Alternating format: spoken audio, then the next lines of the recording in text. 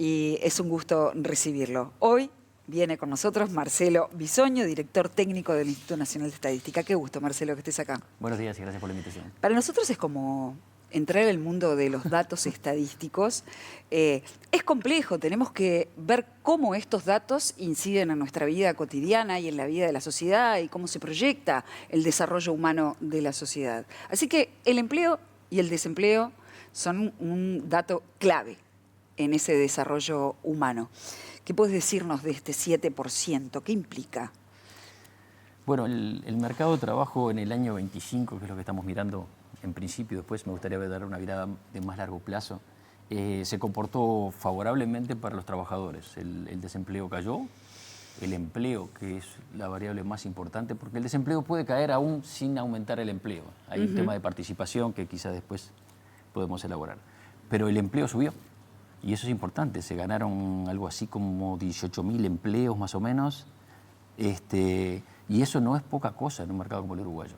La desocupación cayó en unos 12.000 personas, eso tampoco es poca cosa, para un año en el cual el producto no ha crecido demasiado. Las estimaciones primarias, porque el Banco Central recién le liberó los datos del tercer trimestre y no es las expectativas no son extremadamente favorables en el corto plazo sobre el manejo el desenvolvimiento del producto. El mercado de trabajo, como tú decías, además ganó en salario real. La inflación fue sorpresivamente baja, históricamente baja. Preocupante también para el gobierno, ¿no? Sí, tiene su aspecto preocupante. Yo soy economista, pero aquí estoy como director de Instituto de Estadística, así que no quiero meterme en temas muy complicados. Pero sí, la inflación bajó a 3,65. Estamos cerca de un récord histórico, pero histórico estoy hablando de 70 años. No es poca cosa. La inflación entre 65, el aumento medio de salarios llegó casi al 6%, eso nos da un 2 y pico, 2,2, 2,3 de ganancia de salario real, con aumento de empleo. O sea que desde el punto de vista de los trabajadores, la evolución del mercado de trabajo en el último año fue muy favorable. Tiene la otra parte, lo que decía Nicolás Albertoni antes, ¿no? Digo, hay un tema de competitividad que hay que manejar. El aumento de salario real para los trabajadores implica un aumento de pagos reales para los empresarios, que si viene acompañado de productividad, bienvenido sea. Esa es la discusión que hay que tener. Hay que medir, productividad se mide un poco más tarde porque necesitamos los datos del producto, necesitamos el índice de volumen físico, lo estamos siguiendo, pero ha sido un muy buen año para trabajadores, un buen año para trabajadores, para el mercado de trabajo, para el nivel de empleo, para la gente en general. ¿Y eso viene de una tendencia y un cambio en lo que se venía dando? ¿Cómo es si uno mira, digamos, una foto un poco más amplia? Uruguay, si nos vamos a una foto más amplia, te cuento la historia, fue que en el 2005, crisis del 2002 mediante, veníamos de muy abajo, subió mucho el empleo y bajó la desocupación hasta el 2014. 2014 hace pico y de ahí empieza a bajar suavemente y se precipita con la pandemia. En la pandemia tocamos el pozo, el suelo, y de ahí empezó a mejorar. Y siguió mejorando a lo largo de todos estos años con una contribución del 2025 nada despreciable. Cuando uno mira el país, las realidades territoriales son muy diferentes. Yo leía unas declaraciones que hiciste en Maldonado, donde Maldonado rompe la lógica del Uruguay porque es un departamento de crecimiento dinámico, que es lo que no pasa en el país, ¿no? Por ejemplo, Montevideo pierde población, Maldonado gana población, es decir, tiene un dinamismo que en este momento es más que interesante, pero esa igualdad no se distribuye en el territorio. Hay departamentos que realmente tienen indicadores muy preocupantes desde el punto de vista económico, desde el punto de vista social. ¿Cómo ve el INE el territorio tomado por departamentos y no tomado como país? Ese que tú levantaste es un punto excelente y da para debatir mucho más. Yo no estoy en condiciones de profundizar, pero sí te voy a caracterizar lo que está pasando un poco en el país. Pasamos de hablar del corto plazo a las brechas estructurales. Eso es más estructural, esto no es de corto plazo. Y el punto que tú levantaste es cierto, hay brechas territoriales, hay brechas de género, hay brechas de edad. Todos esos puntos de largo plazo del mercado de trabajo. No se arreglan con una subida de producto, no se arreglan... son temas estructurales. ¿sí? Ahí hay que hacer reformas pesadas para mover esos indicadores. Voy a lo que tú levantabas, las brechas territoriales. Sí, tengo a 33 con una desocupación de casi 14%, 13,7%, octubre-diciembre, y a Salto con 2,1%. Claro. Montevideo con 7%. ¿Sí? Montevideo 7,2%. Octubre-diciembre. 33 está duplicando Montevideo, triplicando y más a lo que pasa en Salto, por ejemplo. Y Cerro Largo está pegado a 33 y estamos con 6%. O sea, ¿qué pasa que la gente de 33 no se mueve a Cerro Largo? ¿Por qué no hay movilidad física de los trabajadores? Eso es uno de los problemas del mercado de trabajo. El mercado de trabajo no es como el mercado de las papas. En las papas es más fácil de entender. Cuando aumenta la oferta, los precios bajan. Cuando se retrae la oferta, los precios suben, los mercados se equilibran, todo bien. En el mercado de trabajo tenemos la participación, que sería la oferta de trabajo, cuánta la gente, no todos nosotros estamos participando, por suerte, con trabajo, pero hay otros que están participando que no tienen ese trabajo, por lo tanto están desocupados, pero están buscando trabajo. Esa es la participación, la oferta de trabajo. Después viene la demanda de trabajo, ¿tá? La tasa de empleo. ¿Qué pasa en el mercado de trabajo? Que cuando los empresarios empiezan a buscar más trabajo, o sea, están demandando más trabajo, los oferentes también ofrecen más trabajo. Entonces las ofertas y las demandas se mueven en sincronía. Claro. Cuando sube la tasa de empleo, sube la tasa de participación. ¿Pero eso es proporcional? No necesariamente. No, porque ahí en el medio está la desocupación. No es proporcional. Pero si vos ves las curvas de participación laboral y a lo largo del tiempo, y la curva de empleo son muy paralelas. Son muy paralelas. O sea, cuando la demanda de trabajo no viene necesariamente de la calidad de los trabajadores, sí en parte, pero viene de lo que decía Albertoni, la competencia, lo que podemos vender, el nivel de producto, etcétera, etcétera. El mercado de trabajo... O la inversión del Estado. O sí, por supuesto, sí. O la participación del Estado y la inversión del Estado. Un buen mercado de trabajo lo que hace es lubricar. Es permitir que la gente que quiere trabajar vaya a las empresas que demandan trabajo. Y para eso hay brechas también tecnológicas, también de educación. Porque yo tengo un panadero tratando de hacer trabajo de software, no me sirve. Y lo mismo un trabajador, un ingeniero en sistemas que vaya a trabajar de panadero. O sea, tiene que haber ajustes, lo que se llama skill mismatch. O sea, que tiene que no haber diferencias de calidades en la composición del trabajo. ¿Qué quiero decir? El mercado de trabajo es muy complejo. No es uno, son varios mercados de trabajo que se juntan en empleo, en oferta y demanda.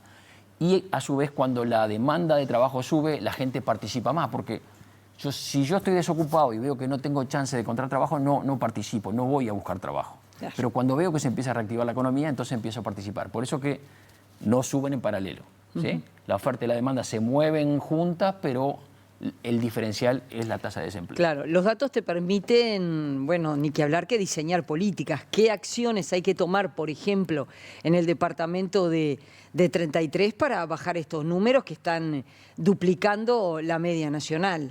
Muy por encima de my paycheck, como dicen los gringos, ¿no? Estos son temas de política en lo cual yo voy a ser muy respetuoso, yo te presento los datos.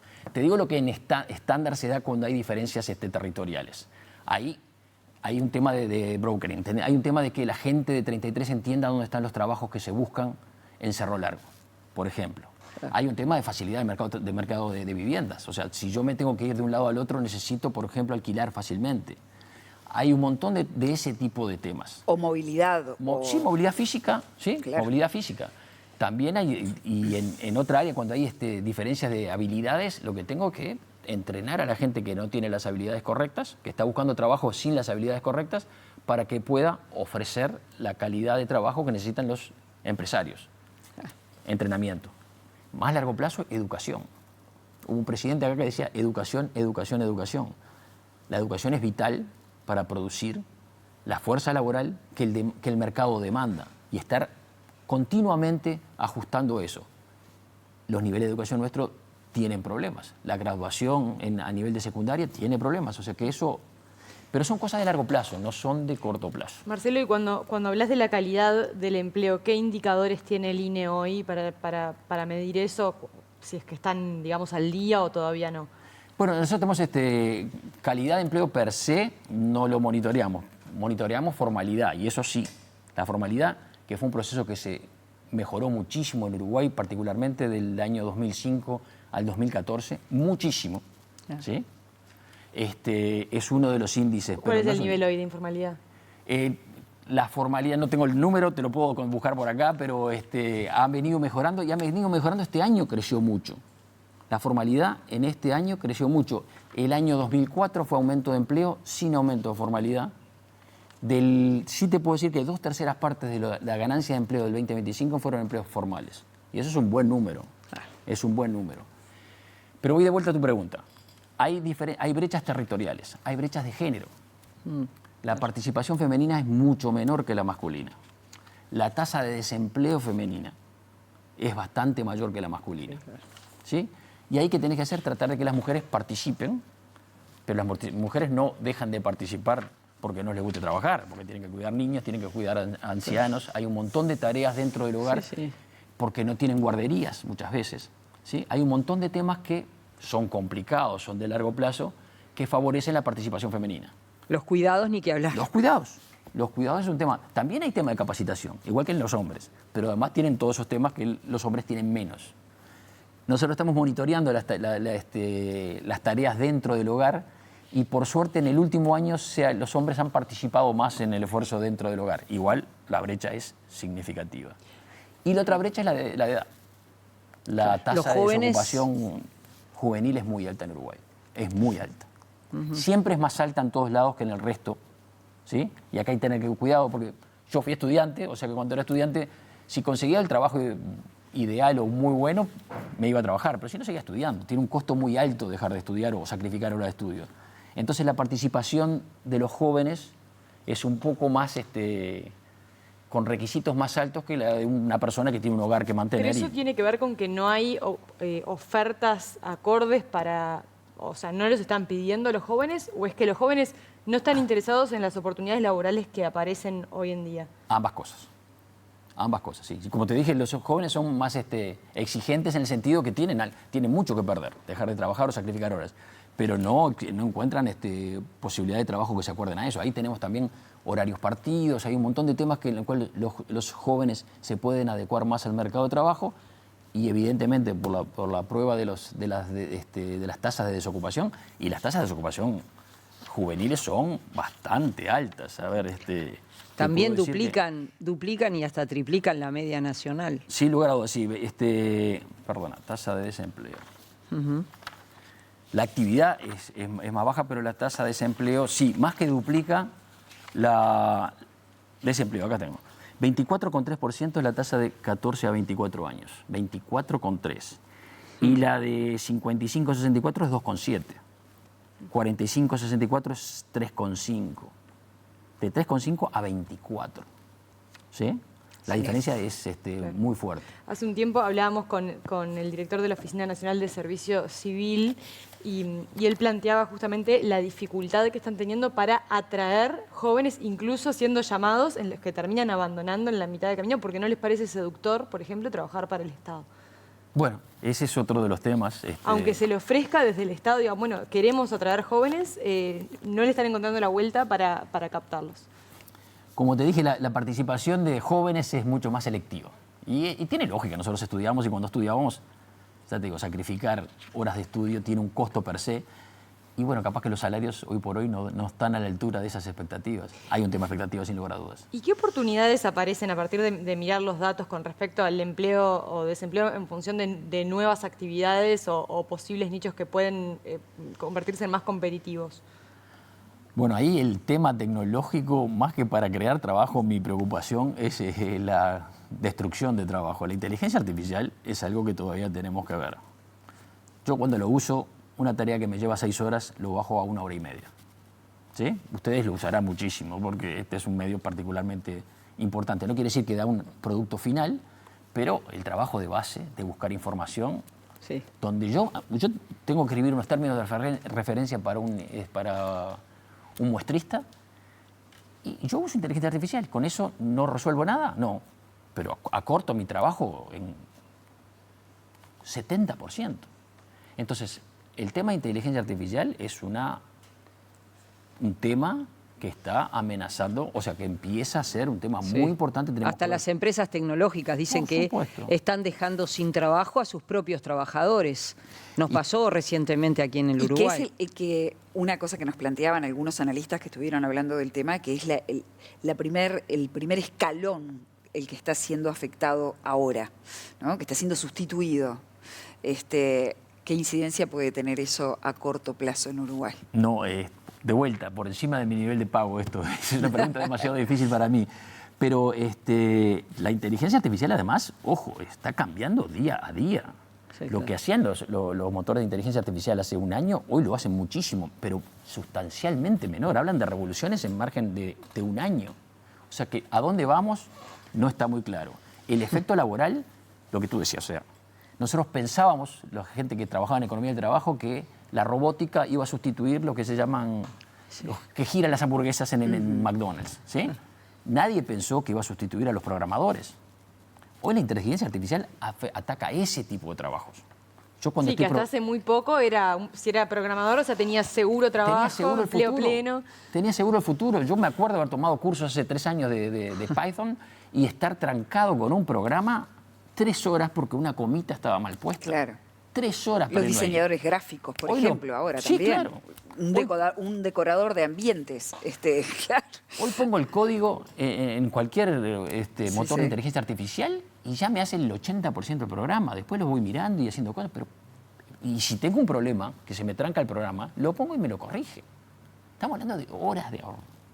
Sí. Entonces, ya no es que la robótica altera a la gente que da vueltas a hamburguesas en un McDonald's, sino que la inteligencia artificial hace mucho del trabajo de los programadores, ¿no? Entonces, cambió el riesgo por área de formación. Marcelo, sí. Dale. No, que una cosa que vos decías, bueno, los gobiernos, hacías referencia cuando Mujica hablaba de educación, educación, educación, pero también hoy hablas con un joven y dices, ¿qué podés estudiar para tener mercado laboral? Y la verdad es que no hay una respuesta para eso, porque una carrera te lleva mínimo 4 años o una tecnicatura 2 años, pero no sabés de acá a 2 años cómo va a reaccionar el mercado laboral en función del avance tecnológico.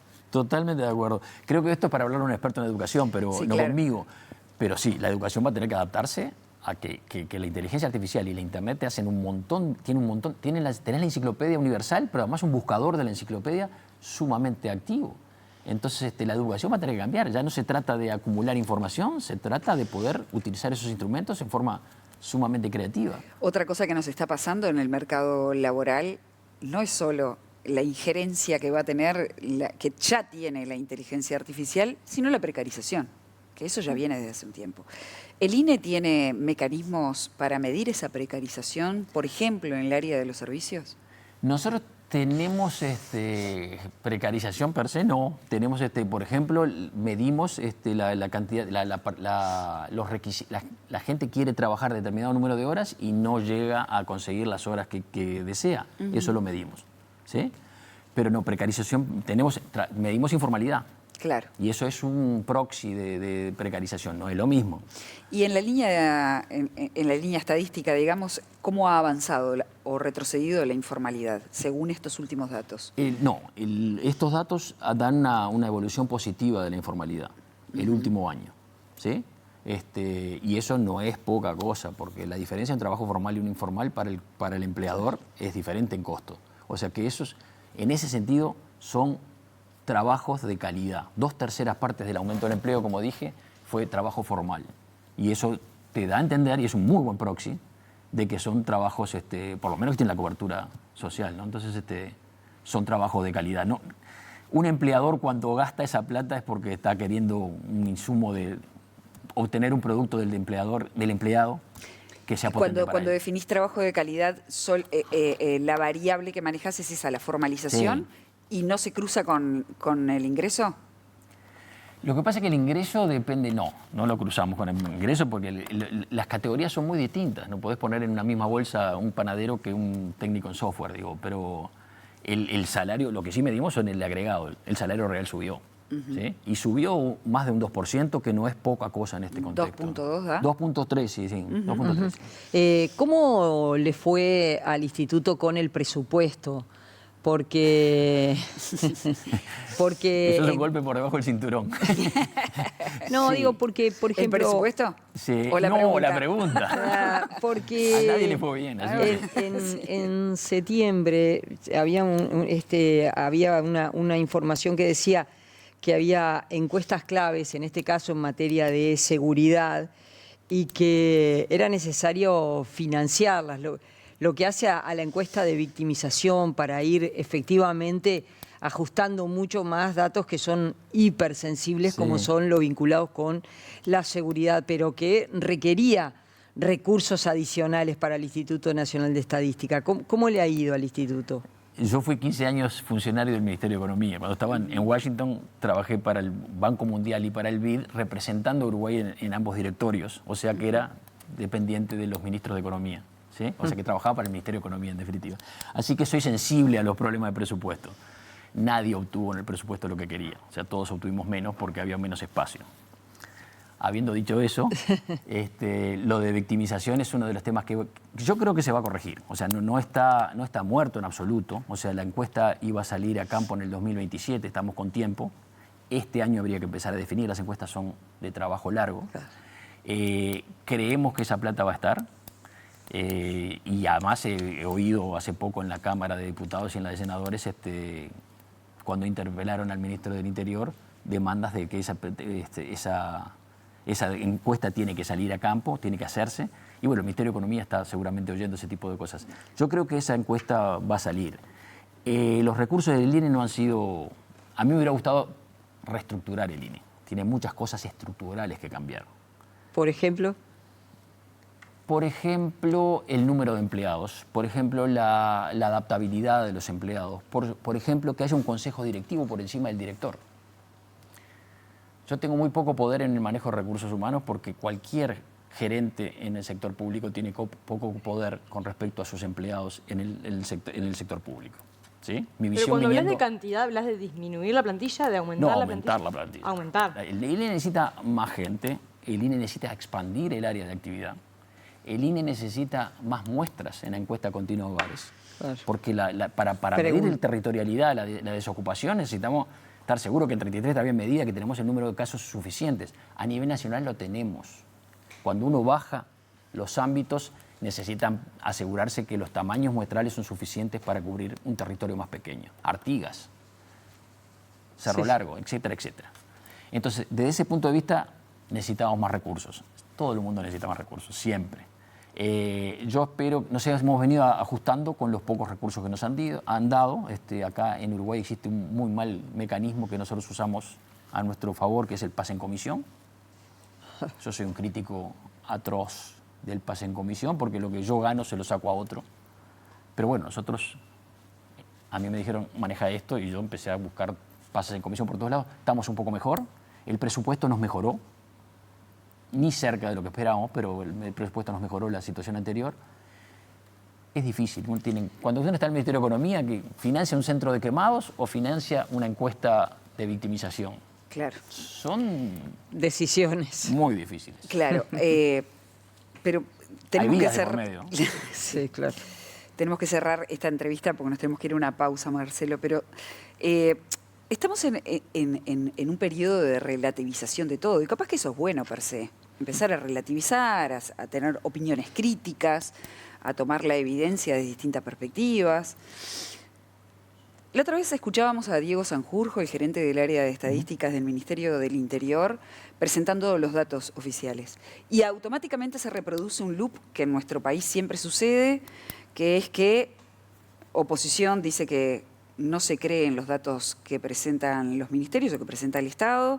Los gobiernos dicen que los datos no tuvieron cambios metodológicos eventualmente y que los datos son ciertos. Todo eso genera cierta desconfianza, o no sé si es el término, pero una relativización bastante peligrosa en la sociedad. ¿Qué crees que debe hacer el Instituto Nacional de Estadística o el área gerencial del Ministerio del Interior o de cualquier área estadística del Estado que presenta datos que son relevantes para la política pública aplicada, para poder transparentar de una manera legible estos datos para la población? ¿Ustedes hacen un mea culpa acerca de lo complejo que es a veces trasladar los datos o...? No, nosotros podemos presentar los datos mejor. Y creo que eso es algo que vamos a empezar a hacer este año. Mi objetivo, como ya lo dije, son los periodistas. Porque los periodistas son nuestra interfase con el pueblo, con la ciudadanía. Entonces sí, necesitamos mejorar la forma que presentamos los datos. Necesitamos venir más a estos canales, a televisión, a radio, etcétera, etcétera. Volviendo al tema de victimización. No hay duda en nuestros números que el tema de victimización en los últimos 6, 7 meses ha mejorado. El tema de delitos, rapiñas, hurtos, rapiñas y estafas, que son los tres indicadores que nosotros seguimos, preguntándole a la gente en los hogares, ha mejorado. Si es sostenible, si no es sostenible, lo veremos con futuras encuestas, no puedo decirlo, pero no hay duda de eso. Y yo le creo al INE, primero porque las técnicas estadísticas están, las cosas pueden variar porque la gente puede reportar distinto. En victimización hay un tema muy complejo, que es que el reporte y el daño son cosas que van en paralelo, no necesariamente no necesariamente van en paralelo. ¿Sí? Yo puedo haber sido estafado o me pueden haber robado la bicicleta o el auto y puedo o no reportar. Los robos chicos generalmente no se reportan porque es mucho trabajo. La desconfianza con la policía hace que uno no vaya a reportar, o la confianza con la policía que sí reporte.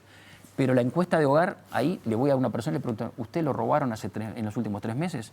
No tiene ninguna, puede haberse olvidado, pero los robos grandes o los robos importantes, generalmente la gente no se olvida. O sea que es confiable lo que hemos visto, es confiable que ha venido, en los últimos 6, 7 meses ha bajado la cantidad de delitos reportados. El otro tema que tiene mucha veracidad sin que uno haga encuesta es el de los asesinatos. Cuando hay un cuerpo, eso es inobjetable, ¿no? Claro. Y nosotros no relevamos asesinatos, pero digo, los asesinatos por registros se pueden monitorear sin problema. No hay nadie que mienta en eso. Robo de autos. Robo de autos sí, porque además como hay seguro, la gente reporta. O sea, hay un incentivo a reportar. El robo de bicicletas quizás la gente reporta menos, pero el robo de autos es muy monitoreable. Y si no, la encuesta de hogares, preguntarle a la gente cuánto lo ha robado. Y en eso ha venido mejorando, espero que siga así. Dijiste que parte de esa llegada a la ciudadanía es venir a los medios de comunicación. Esta es la televisión pública y ustedes son los responsables de los datos más críticos dentro de la administración pública. Así que bienvenido cada vez que podamos cumplir una labor Perfecto. con esto. Y hemos sido invitados muy frecuentemente aquí, así que con todo gusto seguiremos estando. Bienvenido, Marcelo, un gusto Muchas gracias, conversar.